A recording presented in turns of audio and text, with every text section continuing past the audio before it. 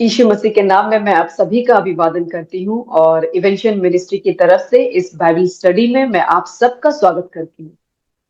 For today's Bible study, let us turn to Gospel according to St. Matthew, chapter 27, verses 27 to 32. और आज की Bible study के लिए हम देखेंगे मत्ती रचित सुसमाचार उसका 27 अध्याय उसका 27 से 32 वचन। First three verses, 27, 28, and 29. Then the governor's soldiers took Jesus into praetorium and gathered about him the whole cohort. And they stripped him and put a scarlet robe around him. And they wore a crown of thorns and placed it on his head and put a reed in his right hand. And they kneeled before him and mocked him, saying, "Rejoice, King of the Jews." तब हाकिम के सिपाहियों ने यीशु को किले में ले जाकर सारी पलटन उसके चारों ओर इकट्ठी की और उसके कपड़े उतारकर उसे लाल रंग का बागा पहनाया और कांटों का मुकुट गूंथ कर उसके सिर पर रखा और उसके दाहिने हाथ में सरकंडा दिया और उसके आगे घुटने टेक कर उसे ठट्ठों में उड़ाने लगे और कहा, हे यहूदियों के राजा नमस्कार। Praetorium is the governor's official residence. और ये जो किला जो होता था वो जो यहाँ के जो गवर्नर होते थे वहां के रहने के लिए वो उनकी जगह होती थी ऑफिस के काम को करने की। The soldiers dressed Jesus in symbolic clothing to mock his claim of kingship. और वहां की जो सेना थे उन्होंने यीशु को जो था कि वो लाल रंग के वैसे कपड़े को पहनाया और उसका मजाक बनाने के लिए। They stripped him of his garments and placed a scarlet robe. और उसने यीशु के कपड़े उतार कर उन्हें लाल रंग के जो बागा था उसको पहनाया। They placed a crown of thorns and reed in his hands. और उसने कांटों का जो मुकुट गूंथ कर उसके सिर पर रखा। The scarlet robe represents both the kingly garment, the sacrifice of Jesus' blood. और ये जो लाल रंग का जो बागा है वो ये दोनों को दिखाता है, एक राजाओं के कपड़े को और एक जो खुदा के लहू का जो त्याग उसने किया उसको। The reed represents the mockery of his power.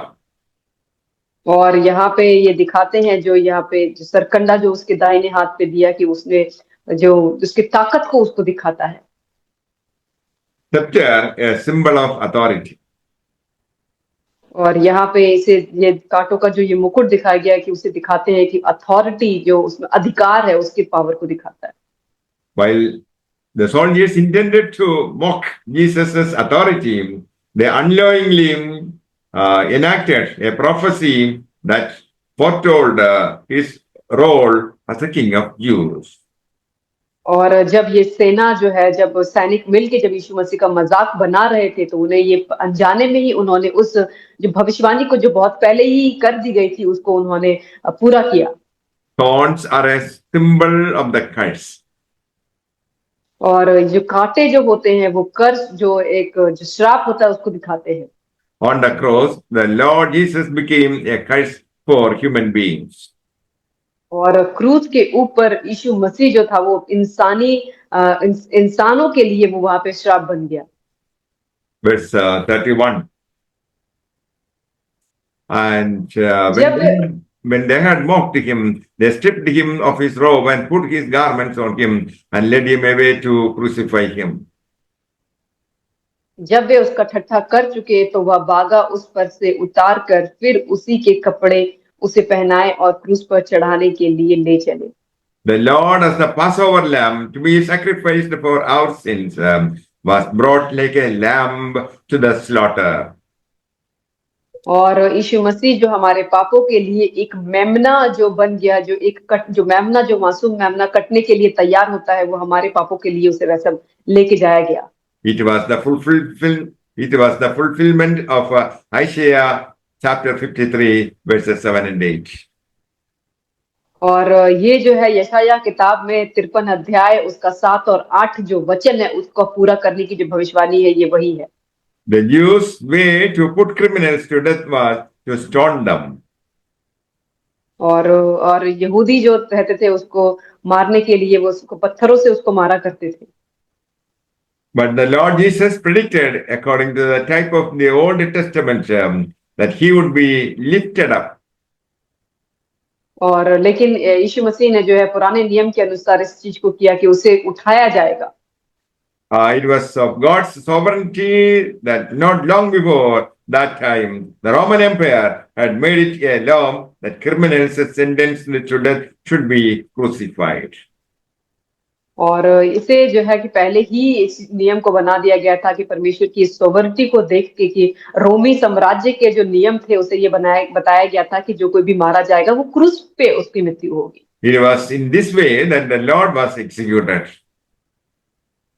और ये इसी तरीके से था कि इसको एग्जीक्यूट किया जाए। This proves that the Lord's death was not accidental, but was predetermined by God. और इसीलिए ये बताने के लिए ये कोई एक्सीडेंट नहीं था, ये तुरंत में की हुई चीज नहीं थी, बल्कि ये प्लान किया हुआ था, पहले से ही सब कुछ किया हुआ था। Verse 32, and as they were going out, they found a man of Cyrene, Simon by name. This one they compelled to take up his cross.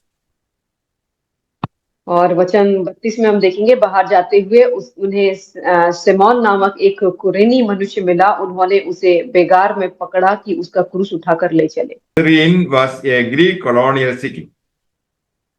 Okay, Cyrene जो है वो एक जो पुराने एक ग्रीक एक शहर था। It seems that Simon was a Cyrenian Jew. और ये कहा जाता है कि जो सिमोन था वो एक यहूदी था। The Roman soldiers compelled him to take up the cross of Jesus Christ. और रोमी जो सैनिक थे वहां पे उसने उससे कहा कि वो यीशु मसीह के क्रूस को उठाए। May the Lord bless you all with these words. Amen. परमेश्वर आपको इन वचन के द्वारा आशीष करे। आमीन।